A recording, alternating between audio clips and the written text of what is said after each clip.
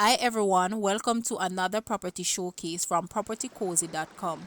I am Tavia and I will be your property guide for today. Please remember to like, share, subscribe and hit the notification bell to be notified when a new property is available. Let's get into it.